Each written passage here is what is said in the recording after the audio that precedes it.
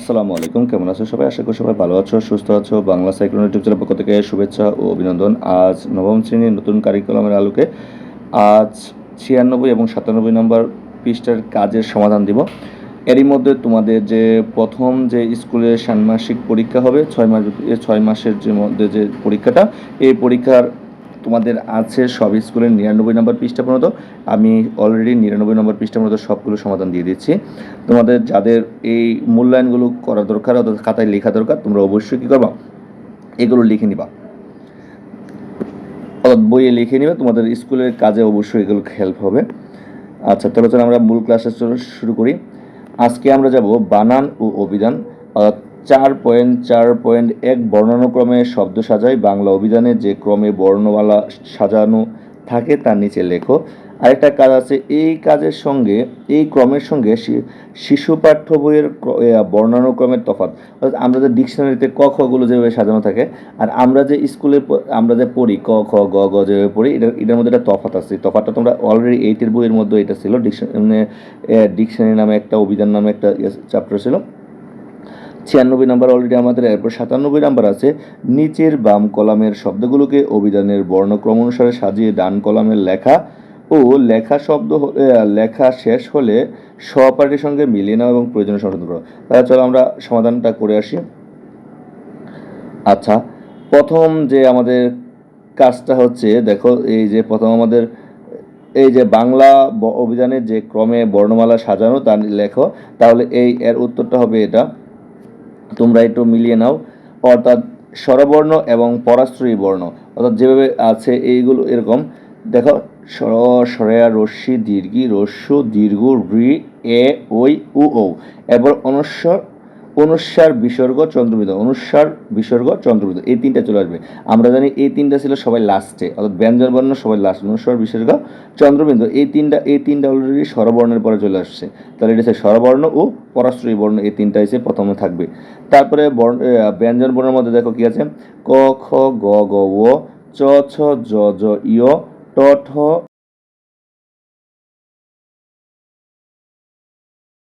ত খণ্ডত্ব, থ দ দ দন্তন্য, প ফ ব ব ম, জ অন্তস্থ র, ল তালিবাস্য মূর্ধন্যাস্য দন্তস্য হ। অর্থাৎ সবাই লাস্টে কিন্তু হ, আমরা জানি সবাই লাস্টে চন্দ্রবিন্দু থাকার কথা। তাহলে এটা হচ্ছে ডিকশনারি অনুযায়ী, এটা হচ্ছে তোমার বর্ণ ডিকশনারি অনুযায়ী, অর্থাৎ অভিধান অনুযায়ী যে বর্ণগুলো আমরা যে লেখা হয়। তার মানে অলরেডি আমরা এই যে বাংলা অভিধানে যে বর্ণমালার ক্রমটা দেওয়া আছে এটা অলরেডি আমরা জেনে ফেললাম। এবার এই ক্রমের সঙ্গে শিশু পাঠ্য বইয়ের বর্ণানুক্রমের তফাৎ, অর্থাৎ আমরা যে পাঠ্য বইয়ে যে লিখি এর মধ্যে তফাৎ কোনটা, আমরা নর্মালি যে আমরা গুলো লিখি তফাৎ। দেখো এই শিশু পাঠ্য বইয়ের বর্ণানুক্রমের যে তফাৎটা হচ্ছে এরকম। দেখো, অনুস্বার, বিসর্গ এবং চন্দ্রবিন্দু ব্যঞ্জন বর্ণের সর্বশেষ অবস্থান করলেও, অর্থাৎ এগুলো সবাই শেষে অবস্থান করলেও বাংলা অভিধানে সেগুলো স্বরবর্ণের শেষে অবস্থান করছে। অর্থাৎ এগুলো ছিল ব্যঞ্জন বর্ণের শেষে, কিন্তু অভিধানে বাংলা এগুলো স্বরবর্ণের শেষে অবস্থান করছে।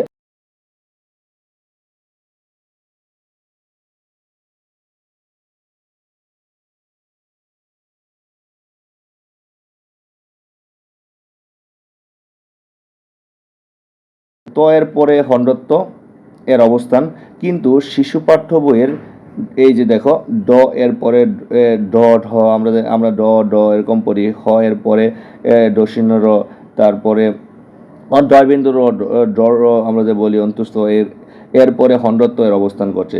অর্থাৎ এই পার্থক্যগুলো আমরা কি দেখতে পাই। অর্থাৎ তোমরা একটু আগের যে আমরা দেখছি এই যে এটা সিরিয়ালের সাথে আমরা যে নর্মাল ক খগুলো পড়ি, ওই সিরিয়ালটা যদি আমরা দেখি তাহলে এর মধ্যে পার্থক্যটা দেখতে পারবো।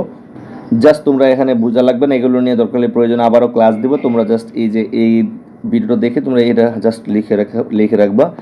তারপরে বলছে তোমাদের এরপরে আছে, নিচের বাম কলামের শব্দগুলোর অভিধানের বর্ণক্রমে সাজিয়ে ডান কলামে লেখো এবং লেখা শেষ হলে সহপাঠীর সাথে মিলিয়ে দেখো এবং প্রয়োজনীয় সংশোধন করো। তাহলে আমরা একটু এইগুলো এখানে বর্ণানুক্রমে সাজিয়ে দেওয়া আছে, তোমরা এগুলো একটু দেখো।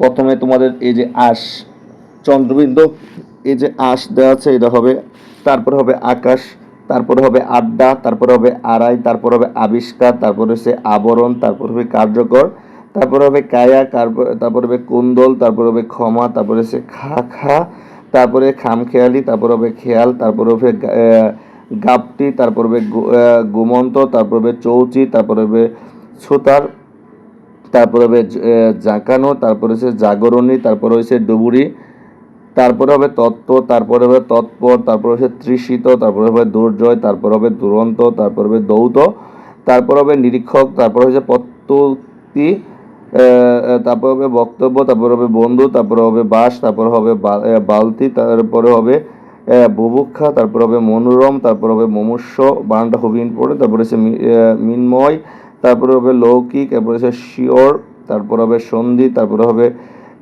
শিডেল, তারপর হবে সুকুমার, তারপর হবে হর্ষ, তারপর হচ্ছে হেরফের। অর্থাৎ এগুলো তুমি যদি ডিকশনারিতে খুঁজো তাহলে এইভাবে সিরিয়ালটা সাজানো থাকে।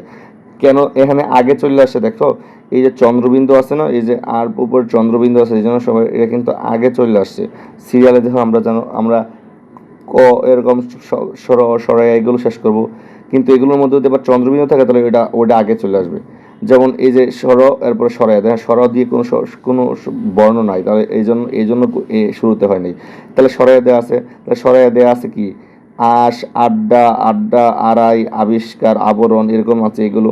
এর মধ্যে চন্দ্রবিন্দু আছে কোনটা, আশে চন্দ্রবিন্দু আছে। ধারাবাহিক এটা তোমরা এখানে এভাবে বুঝবে না, এটা হচ্ছে হোয়াইট বোর্ড ইউজ করে এই ক্লাসটা নিতে হবে।